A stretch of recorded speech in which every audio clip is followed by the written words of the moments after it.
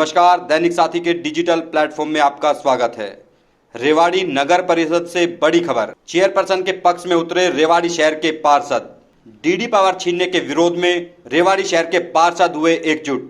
शहर के पार्षदों की सरकार को खुली चुनौती। फैसला वापस नहीं लिया तो देंगे सामूहिक इस्तीफा। सरकार के निर्णय के खिलाफ धरना देने की भी चेतावनी।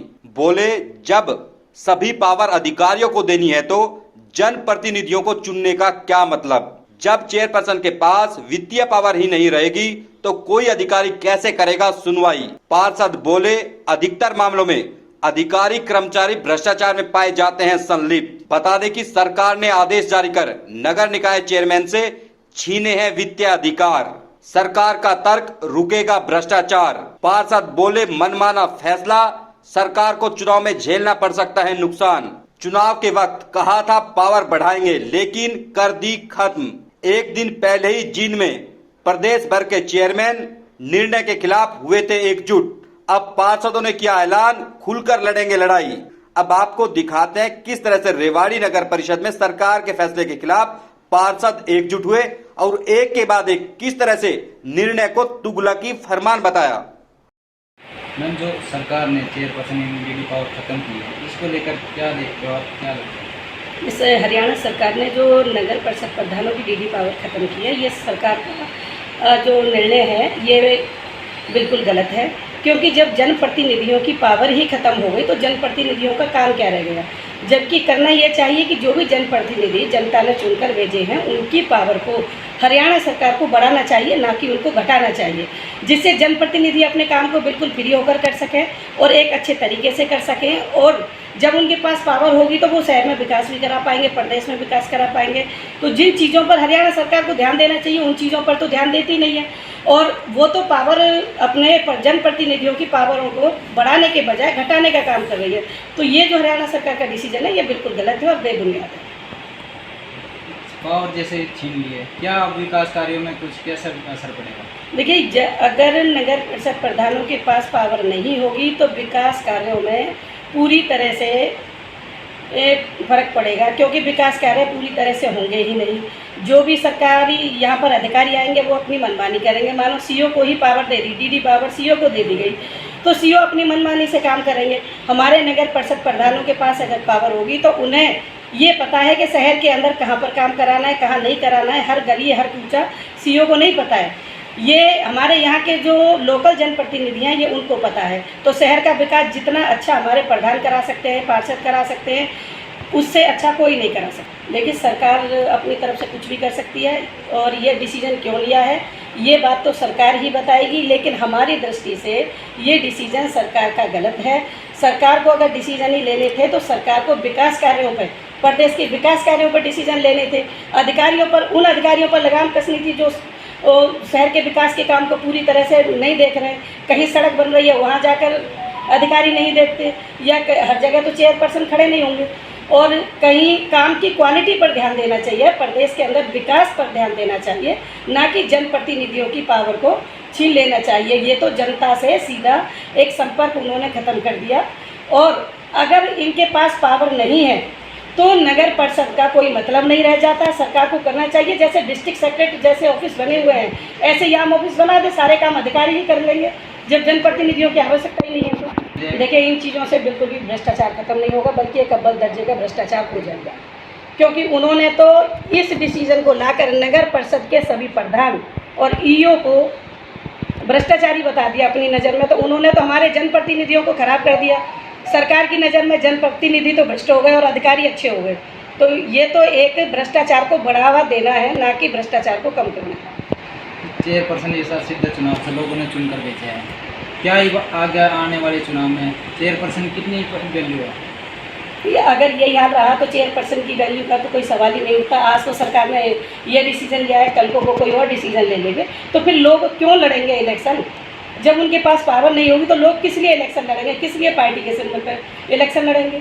तो उनको ज़रूरत ही नहीं है इलेक्शन लड़ने की। ये तो सरकार अपने आप करेगी, अपने अधिकारियों को बिठाएगी और जैसे अधिकारियों का मन होगा वैसे वो अपनी मन मर्जी से काम करेंगे। अधिकारियों के ऊपर कोई लगाम नहीं रहेगी। अब कम से कम कोई अधिकारी, अगर चेयरमैन के पास पावर है तो अधिकारी चेयरमैन तक आते तो हैं। तो उनको ये तो पता है कि भाई अगर हम किसी काम को गलत करेंगे तो हमारे ऊपर भी एक पावरफुल आदमी बैठा है। तो ये तो एक भ्रष्टाचार को ख़त्म करने वाली बात थी कि अगर प्रधानों के ऊपर पावर है तो वो अधिकारियों के अंदर थोड़ा भय था, और अब अगर प्रधानों के पास पावर नहीं है तो अधिकारी बिल्कुल बेलगाम हो जाए। फिर जैसे सभी पार्षद चेयरपर्सन बचाने में लोग पावर दिलाने के लिए क्या करेगा, आगे क्या रणनीति रहेगा? देखिए, ये तो नगर परिषद के सारे प्रधान ही जाने कि क्या करेंगे, लेकिन हम पार्षदों की तरफ से ये विश्वास दिलाते हैं कि जहाँ नगर परिषद के प्रधान खड़े हैं वहाँ कंधे से कंधा मिलाकर इनके साथ खड़े हैं। अगर हमें कहीं धरना देना पड़े, कहीं भूख हड़ताल पर बैठना पड़े, तो हम नगर परिषद प्रधानों के साथ हैं। प्रवीण जी, जिस तरह से कभी सरकार का नया नियम आया कि जो चेयरपर्सन या चेयरमैन है प्रदेश में नगर पालिकाओं में या परिषदों में, उनकी वित्तीय पावर था, डीडी पावर को छीन लिया गया है, इसको किस तरह से देखते हैं आप? देखो, आज ही हमने न्यूज़ के माध्यम से देखा है कि चेयरपर्सन और ईओ की डीडी पावर को छीन लिया गया है। तो मेरा मानना तो है कि सरकार का सबसे अगर अब तक का गलत डिसीजन है तो ये डिसीजन है गलत। चेयरमैन चेयरपर्सन जो होती है वो जनता की चुनी हुई प्रतिनिधि है। वो डायरेक्ट चुनकर रेवाड़ी से या कोई और भी क्षेत्र से चुन कर आते हैं, डायरेक्ट वोटिंग से वो चुन के आते हैं। अगर उनकी पावर ले ली गई, सारी पावर ब्यूरोक्रेसी को दे दी गई, तो इसमें आम जनता को तो परेशान होना ही होना पड़ेगा, क्योंकि ब्यूरोक्रेसी, अब सरकार के ऊपर आरोप लगते रहे कि ब्यूरोक्रेसी इस सरकार में बहुत हैवी है, और ये पावर देने के बाद तो और ज्यादा हैवी हो जाएगी। कहीं ना कहीं जिस तरह जनप्रतिनिधि कहीं ना कहीं एक जनता के बीच से चुन के आते हैं, उस तरह से उनकी शक्ति लगातार जिस तरह से कमजोर की जा रही है, कहीं ना कहीं जो जनप्रतिनिधि का एक रूल है कि भाई लोगों की सरकार है, लोगों कहीं ना कहीं इसको भी कमजोर होता देख रहे हैं। देखो, मेरे को तो समझ में नहीं आ रहा फिर क्यों जनप्रतिनिधि चुनाव लड़के आएगा। चुनाव को बंद करा जाए और नॉमिनेट कर दे सरकार अपने अपने आदमियों को। अगर जनप्रतिनिधि के पास पावर नहीं रही, अगर वो जनता की आवाज नहीं उठा पाए, तो ऐसे कैसे सरकार चलेगी। और आने वाले टाइम में मैं तो आपको बता रहा हूँ कि ये वाला डिसीजन और एक एनडीसी वाला डिसीजन जिसमें जनता इतनी परेशान हो रही है, उसमें मैं आपको अमित जी बताना चाहूंगा कि जो एनडीसी का डिसीजन जो सरकार का लिया गया है, आज रेवाड़ी की जनता एनडीसी के लिए चक्कर पे चक्कर नगर परिषद में लगा रखे। परंतु मैं ये भी बताना चाहूंगा, उसमें ना तो कोई पार्षद का कोई दोष है, ना कोई चेयरपर्सन का कोई दोष है। इसमें अगर सीधा दोष है तो सीधा चंडीगढ़ से वो पोर्टल चलता है, और सरकार ने ऐसा पोर्टल लगा दी जो हफ्ते में 3 दिन बंद रहता है। आप बताइए, जनता तो परेशान हो रही है, और सरकार की छवि को अगर कहीं ना कहीं माइनस पॉइंट रहा सरकार का, तो ये 2 चीज बड़े माइनस पॉइंट में जाएगी सरकार के। सभी पार्टी ने चुनाव की तैयारी शुरू कर दी है, विधानसभा की बात करें, लोकसभा की।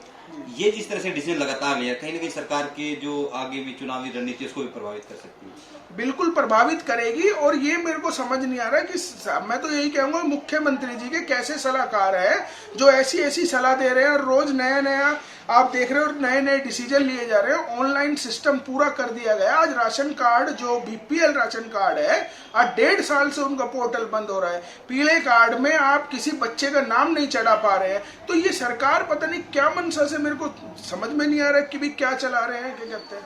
सरकार का तर्क है कि डीडी पावर छीनने से भ्रष्टाचार कम होगा, तो इसको किस तरह से देखते हैं? नहीं, सरकार का तर्जा आप ये देखिए, पूरे हरियाणा में कर्मचारी हमारे भाई हैं, सारे कर्मचारी एक जैसे नहीं होते। काम करने वाले भी होते हैं, नहीं करने वाले भी होते हैं। पूरे हरियाणा में आप देख रहे हो, किसी भी डिपार्टमेंट में ले लो, ज्यादातर तो यूएलबी में भ्रष्टाचार की खबरें मैं पढ़ता हूं। आज जितने भी आप आरोप लग रहे हैं, 95% उसमें अधिकारी कर्मचारी भ्रष्टाचार के आरोपी हो रहे हैं। अगर ये डीडी पावर उन्हीं को दे दी गई तो भ्रष्टाचार को तो और ज्यादा बढ़ावा दिया जाएगा। आपकी चेयरपर्सन को भी करीब 2 साल का लगभग दिसंबर में कार्यकाल पूरा हो जाएगा जी। उनके कार्य क्रियाकलापों को, कार्य किस तरह से देखते हैं आप शहर के विकास को लेकर? देखो, पिछले 6 महीने चेयरपर्सन, जब हमारे हाउस का गठन हुआ तो 6 महीने चेयरपर्सन कोविड टाइम में हमारा पीरियड वो निकल गया। उसके बाद जो भी ग्रांट आनी थी तो उसमें लगभग रेवाड़ी में ग्रांट दी, हमने भी आवाज उठाई थी विकास के लिए। परंतु जो उसके बाद जैसे जैसे ग्रांट आई, अब देखो रेवाड़ी में विकास गति पकड़ने लगा है, इसमें कोई दो राय नहीं है। और जो चेयरपर्सन है, अब वो सभी पार्षदों को समानता से लेके चल रही है। अब आप देख लीजिए, मैं तो आपको बता रहा हूँ, आप देख लीजिए मॉडल टाउन चले जाइए जो हमारे रेवाड़ी शहर का दिल है। आज सड़कों का जाल बिछ रहा है, वहां पर जगह जगह सड़क बनने लग रही है। महाराणा प्रताप चौक चले जाइए आप, अगर आप इधर की बात करेंगे लाइन पार, हमारे मोरवाल जी हैं, उनके वार्डों में 4-4 फुट गड्ढे होते थे, आज उनके कम से कम करोड़ों रुपए की लागत से उनका विकास वहाँ डेवलपमेंट हुई है। और आप मेरे वार्ड की भी मैं आपको बताता हूँ, मेरे वार्ड में भी जो मेन सड़क थी अभी 16.5 लाख में 5 गलियों का उसमें काम हुआ है। अब कहीं भी आप, मैं तो यही कहूँगा कि अब एक डिसीजन चेयरपर्सन ने और अच्छा लिया है अभी 2-3 दिन पहले कि अगर कोई भी एस्टीमेट बनता है तो वो उनकी नॉलेज में जरूर होना चाहिए। वो आला अधिकारियों को उन्होंने आदेश दिए हैं कि भाई मेरी नॉलेज में जरूर होना चाहिए, क्योंकि सभी पार्षदों का समानता से विकास हो सके। क्योंकि ऐसा हो जाता है कि कई बार किसी के वार्ड में करोड़ों रुपए की ग्रांट एस्टीमेट बना के ले जाते हैं या अधिकारी बना देते हैं, करोड़ों रुपए की लागत से विकास हो जाता है, कई पार्षद भाई हमारे रह जाते हैं। और आज के टाइम में रेवाड़ी में विकास होना स्टार्ट हो चुका है और हम चेयरमैन के नेतृत्व में सारे पार्षद एक हैं और हम यही चाहते हैं कि रेवाड़ी का विकास। डीडी पावर को लेकर सरकार से क्या मांग करेंगे? डीडी पावर को लेके देखो जी, हमारी तो मैंने तो आपको पर्सनल अपनी बताई है और अभी मंडे को सारे पार्षद इकट्ठे होंगे, हम तो यही मांग करेंगे। ये बिल्कुल सरकार का गलत डिसीजन है और ये कहीं ना कहीं सरकार को नुकसान भुगतना पड़ सकता है आने वाले विधानसभा चुनावों। जैसे सरकार ने डीडी पावर से खत्म कर, इसको लेकर क्या है? सरकार ने जो ये डिसीजन लिया है बहुत ही गलत डिसीजन लिया है। इससे कहीं भी भ्रष्टाचार खत्म नहीं होगा, बल्कि अधिकारी और ज़्यादा भ्रष्टाचार करेंगे, बेलगाम हो जाएंगे। तो जो जनता ने जिनको चुन के भेज दिया तो सरकार को कोई अधिकार नहीं है कि उनकी डीडी पावर छीने। एक हम बात, जैसे आगे भी डीडी पावर खत्म कर दिया, आगे विकास कार्य के लिए क्या क्या रणनीति रहेगी? तो विकास कार्य अब इसमें क्या है कि अधिकारी और पार्षद और नगर परिषद की खींचातानी बढ़ जाएगी। जो अधिकारी हैं वो अपनी मनमानी करेंगे, ना पार्षद की सुनेंगे ना चेयरमैन की सुनेंगे, और इस सिचुएशन में क्या होगा, जो विकास कार्य है वो पूर्ण रूप से बंद हो जाएंगे। एक हम बात करें सीओ आपका लाकर बैठा दिया, इसको लेकर क्या विचार क्या? ऐसा जो यहाँ पहले अधिकारी बैठे थे और पीछे भी सचिव बैठा रहा है, ईओ बैठे रहे हैं, वो काम करते रहे हैं, उनमें और उनमें कोई बड़ी अंतर वाली बात नहीं है। वो भी सरकार के नुमाइंदे हैं, सरकार ने उनको अपॉइंट किया हुआ है, उनका कार्य भी भाई सुचारू रूप से जो शहर का विकास कराना है, देखना है। तो मैं क्या सोचता हूँ कि सीईओ को अलग से बैठाना कोई औचित्यपूर्ण नहीं है। ईओ के पास पावर थी, जो अच्छा खूबी अपने कार्य कर रहे थे। इसको लेकर क्या? देखो जी, ऐसा है, सेंटर में सरकार बीजेपी की, स्टेट में बीजेपी, चेयरमैन बीजेपी, डिसीजन उन्होंने लिया है। गलती तो सरकार की है। अब सरकार, ये जो सरकार है बीजेपी, इसने इतना भारी, ये कहते हैं भ्रष्टाचार खत्म करेंगे। अरे तुम, ये गवर्नमेंट कर रही है सबसे बड़ा तो भ्रष्टाचार। अब रही चेयरमैन की बात, जब लोगों ने चेयरमैन को चुन के भेजा है, जब लोगों की उम्मीद थी, वह कोई भी चेयरमैन, चाहे वो कांग्रेस का हो, बीजेपी का हो, जेजेपी का हो, हजका का हो, कोई भी चेयरमैन, जब तो उनको जो पावर पहले दी हुई थी वो क्यों छीनी भाई? पहले ही अधिकारियों ने इतना भ्रष्टाचार कर रखा है कमेटी में। आज आप देखो, एक प्रॉपर्टी आईडी के लिए 6-6 महीने लोग तंग हो रहे हैं। ठीक है, ये अभी पार्षद की नहीं मान रहे, चेयरमैन की नहीं मान रहे। मैं कोई पर्टिकुलर रेवाड़ी की बात नहीं कर रहा, मैं पूरे हरियाणा की बात कर रहा हूँ। मेरे भी कई चेयरमैन से संपर्क है, उनसे मेरी बात होती रहती है। आज रात 2-3 चेयरमैन से बात हुई कि मीटिंग हुई, रात को 11:30 बजे मेरी बात हुई। ये अब आप लेते हो रेवाड़ी की बात, रेवाड़ी की चेयरमैन ने भी कई अपनी आईडी के लिए ये कहा, भाई ये आईडी तुम ठीक कर दो, बना दो, उसको 2-2 महीने हो जाते हैं। अब भाई सही, ये पावर भी ले ली, फिर तो चेयरमैन पार्षद का कोई रुतबा रहा ही नहीं, तो अधिकारी हमारे ऊपर हैवी हो जाएंगे।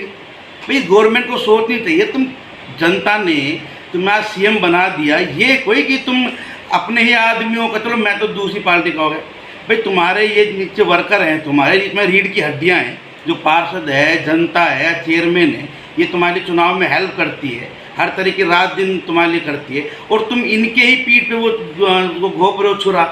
तो मैं तो कड़े शब्दों में करता हूँ निंदा, भाई इस गवर्नमेंट से खराब कोई गवर्नमेंट नहीं है, जो अपने ही, एक कहावत होती है, उस कपड़े को पहनने का क्या सुख जो हमारे शरीर को ही खाए। भाई मैं तो कहता हूँ सरकार को घेर दो, भाई आपके हाथ में पावर है सारी। जब चेयरमैन पार्षद के हाथ से पावर ले ली, जब इनकी चल नहीं रही, तो फिर और ऊपर से जो थोड़ी बहुत पावर थी वो भी आपने छीन ली, फिर तो ये नाम मात्र के रह गए। फिर तो क्या फ़ायदा चुनाव कराने का, चुनाव में इतना भारी खर्चा कराने का, ईवीएम मशीन का है, टेंटों का है, ये मास्टरों को बुलाते हैं कि खर्चा बंद करो। फिर तो जैसे हमारी मैडम थी वकील साहब, उन्होंने बात कही थी, जैसे आप डीसी ऑफिस ऐसे खोल दो एक ऑफिस, बैठा दो CEO DMC, बैठा दो इन सबको, क्या जरूरत है चुनाव कराने की। मैं तो यही कहने का तात्पर्य है। जैसे माने कि चेयरमैन मैडम जो भी है एक राव साहब के समर्थक हैं, तो क्या इसी में राव साहब की इसमें कोई वैल्यू नहीं?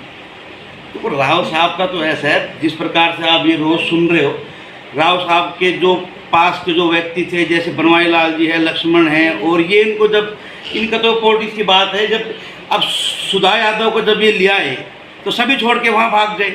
मैं तो कहता हूँ कोई स्टैंड नहीं है इसका। एक व्यक्ति विशेष के साथ अगर आप जुड़े हो, चाहे उसको कोई टिकट मिले नहीं मिले, व्यक्ति विशेष के साथ होना चाहिए। जैसे हमारे कैप्टन साहब हैं, हम उनके साथ हैं, कोई टिकट मिले ना मिले उनके साथ हैं, व्यक्ति विशेष के साथ होना चाहिए। और भाई राव साहब की तो वैसी नहीं चल रही, राव साहब के कहने तो कोई काम, क्योंकि राव साहब को तो ये भी देखना चाहिए ना कि आप भाई MLA वो है कांग्रेस का, अपोजिशन का, भाई अब यहाँ पे उनका कोई MLA नहीं है, तो केंद्र मंत्री राव साहब को ये सोचना चाहिए कम से कम थोड़ा बहुत ये दिल्ली को छोड़ के ना, ये जब भी गाड़ियों के अंदर घूमने के बजाय कम से कम लोगों के बीच में आए। ये नहीं चुनाव के चक्कर के अंदर आते हुए कि भाई वोट दो, कम से कम लोग कमेटी में आके देखो सही क्या चल रहा है क्या नहीं चल रहा, जब पता लगेगा। कहा जा रहा है कि जो DD पावर इसलिए चुनने के लिए भ्रष्टाचार खत्म हो गया, क्या ये भ्रष्टाचार जो आएगा वो भी लेगा। कौन सा दूध का वो है धुला हुआ, CEO हो चाहे कोई भी हो जी, आप खोल लो ना। मेरे ख्याल में हमारा पूरा जीवन बीत गया कमेटी, मुझे सारा पता है नीचे से ऊपर कौन पैसा ले रहा है कौन नहीं ले रहा। अरे ये कोठियाँ बना के बैठ गए अधिकारी। अरे इनकी सैलरी कितनी 50,000 होगी 25,000 होगी। एक बात बताता हूँ पत्रकार मुद्दे आपको, जिस व्यक्ति की जितनी सैलरी होती है उसी हिसाब से वो खर्चा करेगा। अगर आपकी सैलरी 1 लाख रुपए है तो आपके बच्चे उसी हिसाब से स्कूल में पढ़ेंगे, उसी हिसाब से ड्रेस आएगी, उसी हिसाब से गाड़ी खरीदोगे। ये कोई आप 5 करोड़ रुपए की कोठी बना के खड़ी कर दी, कहाँ से पैसा आ रहा है? आप रोड की हालत देख लो। मैं पर्टिकुलर रेवाड़ी की बात नहीं हर जगह कर रहा हूँ, कहीं देख लो। अब आप सभी पार्षदों की क्या रणनीति रहेगी चेयरपर्सन DD पावर? देखो अभी सभी पार्षद मिलेंगे, बैठ के बात करेंगे, वो तो उसके बाद का निर्णय है। मेरा कोई व्यक्तिगत वो नहीं है, जो हमारा परिवार है, यहाँ पे कोई पार्टीबाजी नहीं है। जो भी हम 31 है प्लस में चेयरमैन प्लस में 3 है, ये हमारा परिवार है। जो परिवार में जो सहमति होगी हम उनके साथ हैं। और साहब जैसे DD पावर खत्म कर रही है, इसको लेकर क्या कहेंगे? देखो ये फैसला चेयरपर्सन और पार्षदों की जो ताकत कम करी गई है वो बहुत गलत है। तो पहले ही नगर परिषद नगर पालिकाओं में काम बहुत धीरे होते हैं, काम के लिए सबको कहीं ना कहीं भटकना पड़ता है, कोई भी काम आसानी से नगर परिषद में नहीं होता। और DD पावर ख़त्म करने का मतलब तो ये है कि सरासर सारे अधिकारी बेलगाम हो जाएंगे और जो आज छोटे मोटे काम पार्षदों के चेयरमैन के कहने से होते थे वो भी शायद नहीं होंगे। जो विकास कार्यों की बात करें, पहले कितना फ़र्क पड़ेगा विकास कार्यों को लेकर? जो अपनी चेयरपर्सन मैडम है उसकी अब क्या वैल्यू रहेगी? मैं पहले ही कह चुका हूँ कि जो चेयरपर्सन के कहने से कार्य होते थे वो बिल्कुल नहीं होंगे, क्योंकि जब DD पावर ही नहीं होगी, किसी भी व्यक्ति को कोई पावर होती नहीं है तो कोई क्यों उसके कार्य करेगा। और DD पावर तो एक ऐसी पावर है, DD पावर से ही सैलरी रिलीज होती है, ठेकेदारों की पेमेंट होती है और अन्य कार्य जो भी DD पावर से ही होते हैं। और जब DD पावर ही किसी अधिकारी को मिल जाएगी तो जो भी आदमी होगा वो बाईपास करके चेयरमैन को चला जाएगा, ना पार्षदों की सुनी जाएगी ना चेयरपर्सन की सुनी जाएगी। बात हम जैसे CEO को पावर दी, इसको लेकर क्या है? क्या ये भ्रष्टाचार? देखो हमारे मायने में तो CEO को पावर तो मिलनी चाहिए, लेकिन DD पावर चेयरपर्सन के पास ही रहनी चाहिए। और हम तो ये समझ रहे थे कि चेयरपर्सन को और ज़्यादा पावर दी जाएगी कि CEO और जो नगर परिषद के जितने कर्मचारी हैं उनकी ACR भी अगर चेयरपर्सन को दी जाए तो नगर परिषद नगर पालिकाएँ बहुत सुचारू रूप से चलेंगी। क्यों? अधिकारी जब ही किसी की सुनेगा जब किसी के पास कोई ना कोई पावर होगी। जनता ने पार्षदों को चुन के भेजा, जनता ने ही चेयरपर्सन को चुन के भेजा। अब उनको पावर ना देना ये एक अपने आप में सोचने का विषय है सरकार के लिए। और सब जैसे सरकार ने नगर परिषद चेयरपर्सन की DD पावर जो छीन ली गई, इसको लेकर आप किस तरह देखकर क्या कहें? सरकार ने जो ये निर्णय लिया है बिल्कुल ही गलत है। मैं इसके बहुत खिलाफ हूँ। यदि इन्होंने ये काम करना था इस सरकार ने, तो ये इलेक्शन क्यों करवाया था? ये पब्लिक की जो प्रधान है, जो पब्लिक ने चुना है, ना कि पार्षदों ने। चलो हम सुनते थे, मैं तो उस लाइन में नहीं था, सुनते थे कि पार्षद अपना चेयरमैन बनाने के लिए कुछ करते थे, कुछ लेन देन करते थे, लेकिन ये पब्लिक के चुने नुमाइंदी है, चेयरमैन पर्सन है। यदि ऐसा करना था, इन्होंने ये काम क्यों किया? मैं बहुत इसके खिलाफ हूँ। देखो, चेयरमैन का पद पूरी छोटी सरकार, शहर की सरकार होती है, और मैं 3 बार पार्षद बना हूँ, आज भी पार्षद हूँ। जो रोजाना जो होता था यहाँ हमारे नगर परिषद के अंदर, चोर बाजारी, भ्रष्टाचार, फलाना ढींगना, क्या था? ये सरकार के ही तो अधिकारी थे। कोई चेयरपर्सन हमारी मैडम का कोई दिखा दो ना कि उसने क्या काम किया ऐसा गलत। अब वो देखो, एक और सस्पेंड हो गया। कोई यहाँ से JEM भी भागते फिर रहे हैं, क्यों? उनके अंदर चोर है, कपट है, भागे डोल रहे हैं। फिर आप अधिकारियों को ही बना रहे हो। जिस देख रही है सरकार क्या हो रहा है, ये गलत, बिल्कुल ही गलत है, और मैं इसके बिल्कुल खिलाफ हूँ। और यदि मैं तो प्रधान मैडम को कहूँगा, यदि इस्तीफा देना पड़े हम इस्तीफा देंगे, और हम आपके साथ हैं, दिल से साथ हैं। और मैं आपके इसके ऊपर बोल रहा हूँ, इस्तीफा भी देंगे, और इस सरकार का डंका से डंका बजा के साल में लंबा कर देंगे हम। वो पार्षदों में भी कम नहीं हूँ मैं, आयुष्मान जी, और हमारे सब पार्षदों के अंदर यही एक बना हुआ प्रोग्राम कि हम इस्तीफा देंगे और इस सरकार का सत्यानाश क्या खत्म करेंगे सरकार को, इस गंदी सरकार, निकम्मी सरकार। अरे क्या खट्टर साहब क्या कर रहे हो? मैं भी पंजाबी हूँ भाई। खट्टर साहब ये क्या कर रहे हो हैं? ये कौन आपको गुमराह कर रहा है? ये अधिकारी है ना, ये सब भ्रष्टाचारी हैं। ये देख रहे हो जनाब, ये सब भ्रष्टाचारी हैं। इसके ऊपर विश्वास मत करना, और भ्रष्टाचार हो जाएगा शहर रेवाड़ी के अंदर, ये आप देख लेना। मैं आपको सही बता रहा हूँ। लेकिन मैडम के ऊपर कोई एक दाग दिखा दो, सारे काम देखो भ्रष्टाचार। कहाँ फलाना अधिकारी नू, वो भाग गया, वो फलाना हो गया। तो इससे क्या होगा? हमारी सरकार को मैं हाथ जोड़ के विनती करता हूँ, ये जो आपने फतवा जारी किया ना, इसको वापस ले लो। ये शहर की क्रीम है। ये पार्षदों के ऊपर आपको यकीन नहीं है तो ठीक है, फिर इस्तीफा ले लो हमसे, बात करो, ख़त्म करो इस बात को। ये हाथ जोड़ के विनती है, बीजेपी सरकार, खट्टर सरकार, इसको अपना प्रस्ताव वापस ले लो तो अच्छा है, वरना इसके परिणाम बहुत बुरे होंगे। जय हिंद, जय भारत। आज